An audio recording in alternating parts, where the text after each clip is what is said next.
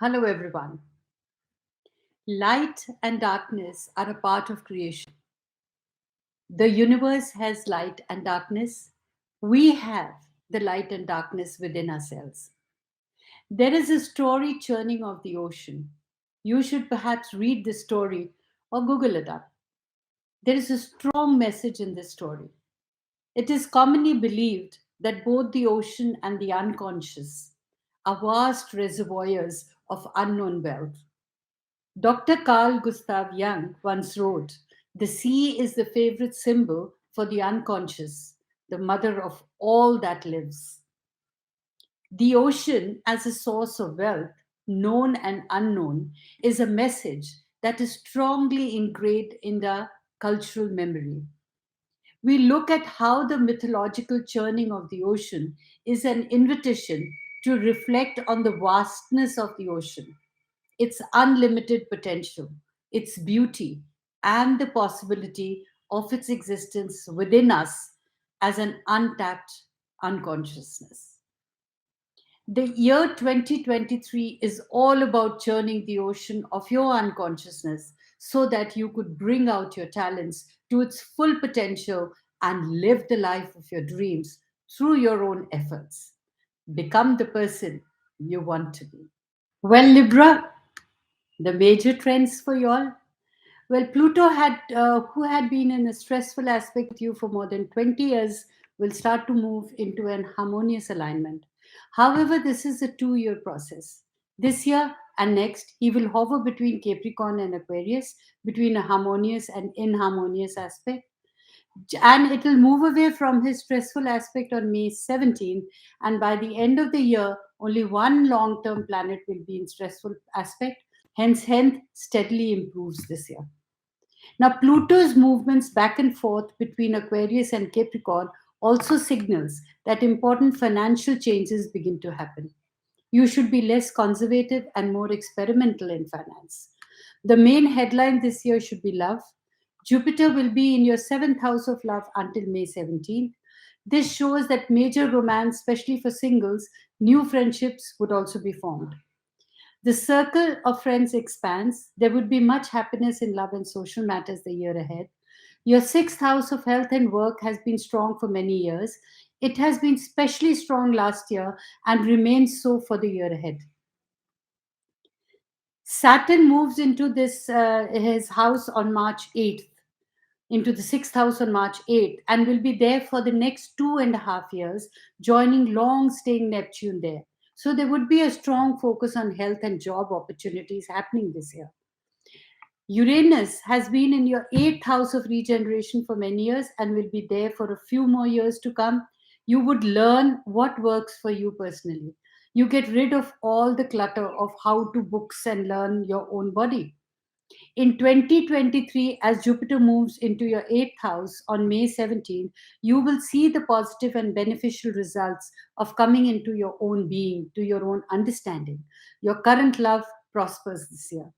Your paths of greatest fulfillment this year are love, romance, personal transformation, and reinvention, including occult studies. In regards to your health wise, time is your friend. The long term planets are moving in ever more harmonious relationship with you. Pilates and yoga are good, especially the asanas that deal with the spine. With Neptune as a health planet, you always benefit from spiritual healing methods, and now even more so. If you practice such techniques, you'll see absolute miracles in your health. Spirit controls the body completely through the mind. So if you feel under the weather, see a spiritual healer. In your chart, health problems are never what they seem. If the divine wants your attention, it allows a health problem to occur or to develop. So when it gets your attention, the health problems will dissolve of its own accord. It had no other reason for being there. It's very important to pray and stay in a state of grace. This is good for its own sake, but with you, it resolves health issues. Home and family, well, Pluto has been in your fourth house for many years, in fact, for more than 20 years. So, home and family life have been undergoing a long term cosmic detox. This hasn't been pleasant. Detoxing seldom is. Over the years, there have been deaths in the family, perhaps of a parent or parent figures, perhaps multiple surgeries as well. But now, Pluto, your financial planet in the fourth house, so many years, shows that your home has been a place of business as much as a home, and the trend continues this year, although it's milder. Your family planet Saturn makes a major move into your sixth house of health on March 8th. This indicates that you install health equipment at home and do things to make the home a healthier space. There's nothing in your chart that is against a residential move this year, but if you do move, then make it to some place near water or near a golf course or health spa. It's a great fertility year in case you're of age and wanting to extend your family. In regards to your finance and career, though your home house is not prominent this year, which would normally show a tendency to the status quo, now there are important long term financial changes happening. These changes will not be abrupt, but more like a process that will go on for many years. The beginnings of this process happened this year from March 24th to June 12th. Pluto, your financial planet, begins his 2 year transition from Capricorn to Aquarius, from your fourth house to your fifth house. So, for many years now, you've been conservative in money matters. You avoided unnecessary risk. If you took risks, they were well calculated and well hedged. Your financial judgment was sound for the most part, though this could have been affected when Pluto received stressful aspects from the short term planets or when your money planet was retrograde. You should have a long term view of wealth. Wealth will be attained systematically in methodical ways. This year, Pluto starts to shift. His move into your fifth house indicates a change in your financial thinking and attitude. You might become more of a risk taker as you tend to speculate more. Do not hoard cash, but enjoy the wealth that you have. Those of you who invest should look to companies that cater to the youth market, music, entertainment, video games, toy makers, and the like. This year and the next year, you waver between the sober Capricornian approach and the freewheeling Aquarius attitude. Your 10th house of career is not prominent this year. It's basically empty with only short term planets moving through there, producing short term effects. This tends to the status quo. You're more or less, you will be satisfied with things as they are and would have no need to make major changes. A lunar eclipse on May 5th will bring both financial and career changes, perhaps upheavals, which could be more emotional based. In regards to your love and social life, you're in a very strong love and social year, a happy one. This is the main headline. So it is understandable that career and finance are less important this year. Your focus is more on first love, the social life, and being involved in romance. These are much more interesting to Libra than mundane matters such as money and career. Jupiter is moving through your seventh house of love this year, which is a classic indicator of romance and social expansion in general. It denotes happiness and good fortune in these areas. So, singles are likely to meet that special someone this year. Marriages or relationships that are like marriage are likely. All of you, single or attached, will be socializing more, meeting new people, making new friends, and significant ones at that. You will be attending more weddings and other kinds of social gatherings. So, with Jupiter in your seventh house, you would find foreigners, professors, and religious people alluring. In fact, you appreciate learned and highly educated people. You actually find them very, very alluring. You like people you can learn from. With Mars as your love planet, you're naturally a love at first sight kind of person. And this year, more than ever, you will connect with your feelings instantly. There is an instant recognition. Do not be impulsive. Don't go in for instant gratification, or else you will learn from a few hard knocks. Working with your inner intuition and these instant recognitions will work out well, but give it time. Be patient. Your love planet Mars is a relatively fast moving planet, moving through seven signs this year. He's that in between kind of a planet, moving faster than the long term planets, but slower than the really fast moving ones like the Sun, Mercury, and Venus.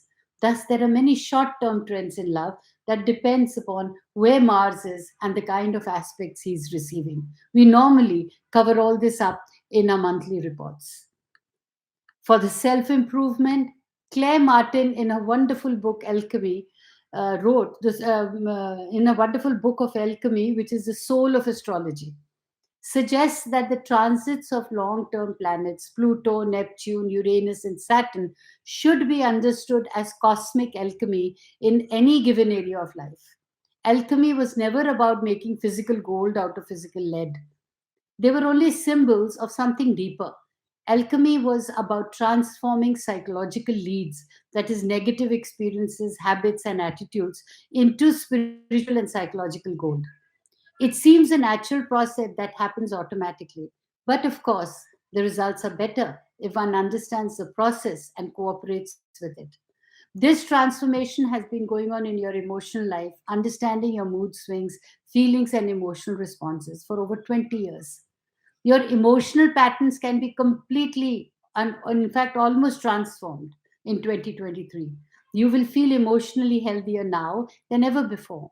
So, with Pluto now transitioning into Aquarius, you are now going to see this alchemical process in your personal life. You're at the very beginning of this process, and it will get stronger and stronger as the years go by. Jupiter will move into your eighth house of regeneration on May 17 and spend the rest of the year there. Furthers the cosmic alchemy proceedings. This is a period for purging, for going into the subconscious mind and clearing out the undesirable emotional and mental patterns, or whatever patterns that are left of them. It's also very good for weight loss and physical detox regimes. But this period is really about giving birth to the person you want to be, to your ideal self. This ideal self is already there, but it is hidden behind masses of fear, worry, beliefs, and perhaps the after effects of traumatic experiences. Clear these out, and what's left is your ideal self. Become the person you want to be this 2023. Stay blessed. While you all are going to have a great 2023, I would like to say in the end that many of us remain unaware of our true potentials and strength within. My studies show that astrology can greatly influence and even validate a person's self concept, as well as increase their certainty about their personal attributes. In short, the ruminative nature of astrology encourages self reflection, enabling individuals to understand themselves and the environment more clearly. Every human being has the power to change his destiny by changing his karma. Only we can create the future that we want. One has no power to control the karma, but has all the power to change the karma. Shape your destiny and be a master of your life through your natal chart and progressive charts. It's important to say stop living predictions and learn how to create your own prophecies by strengthening your inner core. Connect with me at www.dollymanghat.com. Stay blessed.